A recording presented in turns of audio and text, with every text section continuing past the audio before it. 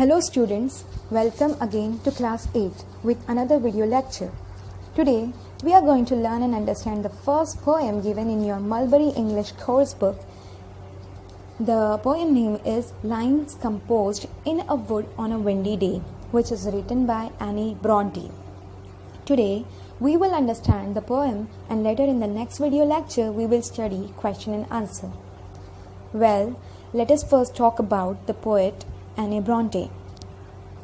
Anne Bronte was born in the year 1820 and died in the year 1849. She was the youngest of the three Bronte sisters who were writers. Anne was educated at home by her aunt till the age of 15, when she joined school.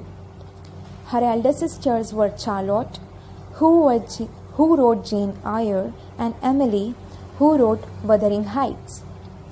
Anne's first published book was a collection of poems which contained poems by all the three sisters. The collection called Poems by Currer, Alice, and Action Bell, which was published in 1846. Now, let us talk about one of Anne's poems, that is Lines Composed in a Wood on a Windy Day. From the poem's title itself, we can understand that the poem is based on nature. We will see later in the video what the poem is all about and how is it related to the nature. Now, students, I would like to ask you some questions and you need to think about the answers of the same. Question 1.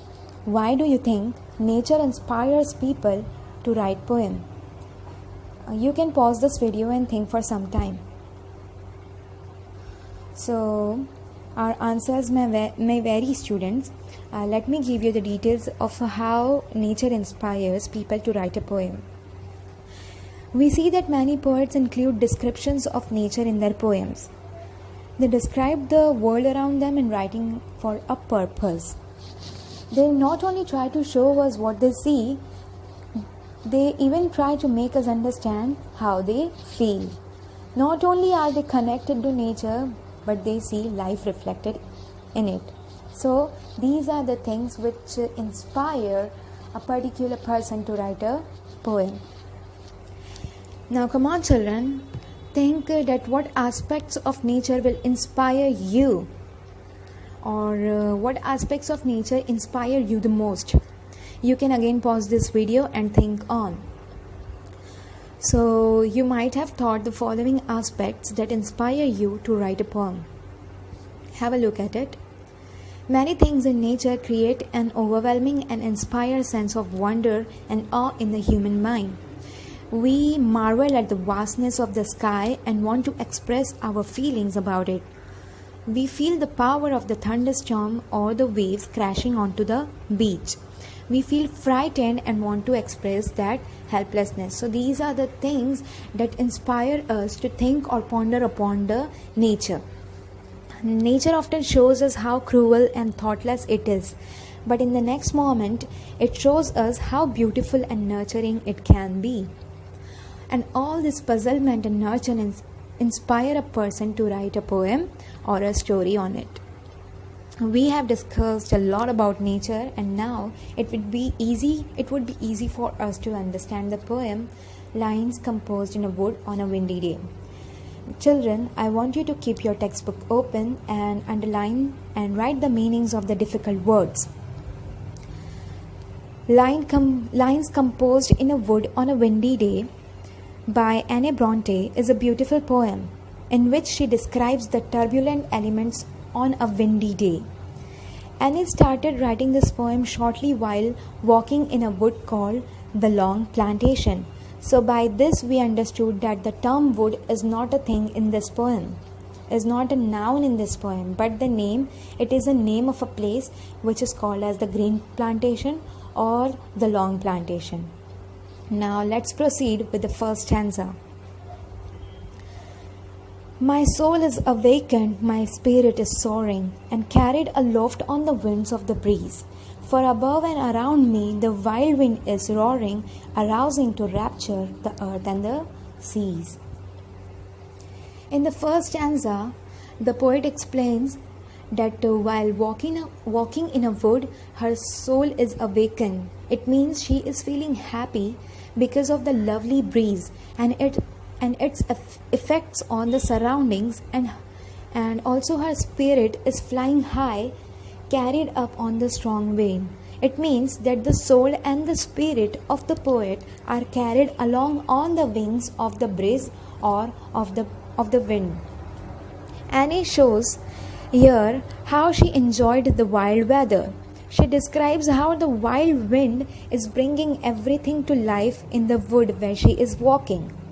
It appears to her that the earth and the seas have also been aroused and have also become excited to rapture or to move by the breeze. And the poet feels joy at the liveliness all around her in the wood. Coming on to stanza 2. The long withered or dried grass in the sunshine is glancing. The bare trees are tossing their branches on high. The dead leaves beneath them are merrily dancing.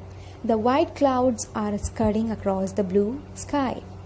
In this stanza, the poet describes how the long dried blades of grass shining again in the fast blowing wind, how the trees are swaying and tossing their branches madly, how the dead leaves are dancing merrily.